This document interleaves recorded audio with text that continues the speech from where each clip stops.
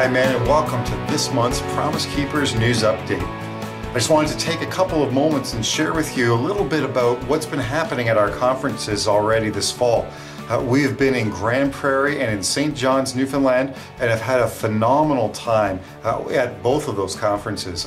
In Grande Prairie, I remember inviting men to come forward and commit to being bondservants of Jesus and watching virtually every man respond to just an overwhelming altar call at the end of the conference.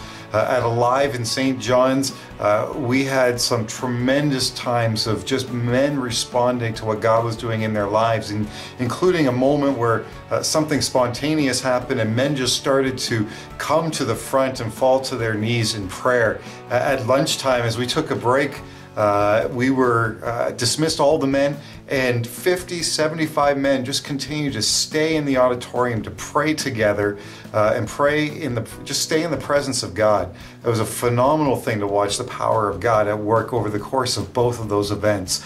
I know that if you come to an Alive conference over the next several weeks, you are going to be blessed. In the coming month of November, we are going to be in Lloydminster and Calgary, and then of course our big conference at the Hershey Center in Mississauga.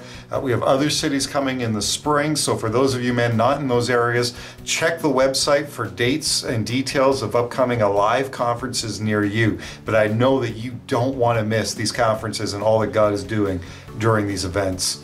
In addition to that, over the coming month, we're going to begin a year-long project where we are going to be investigating how Promise Keepers Canada can be involved in bringing hope to fatherless children across this country. Thanks to the generous support of donors as well as an organization called Stronger Together 2012, we have received funding to be able to host a series of forums that will bring together leaders from various organizations who are already working with fatherless children. We believe strongly that it will take men who choose to walk in the light of Jesus to help undo the impact that's happened because of men who have chosen to walk in darkness and abandon their families. And so please pray for us over these next several weeks. We have our first 3 forums taking place in the month of November. They will be held in Edmonton, Calgary, and in the Toronto area. Please pray that God will bring together the right individuals and He will give to us the right plans that He wants for us to pursue in helping fatherless children across this country in the days ahead.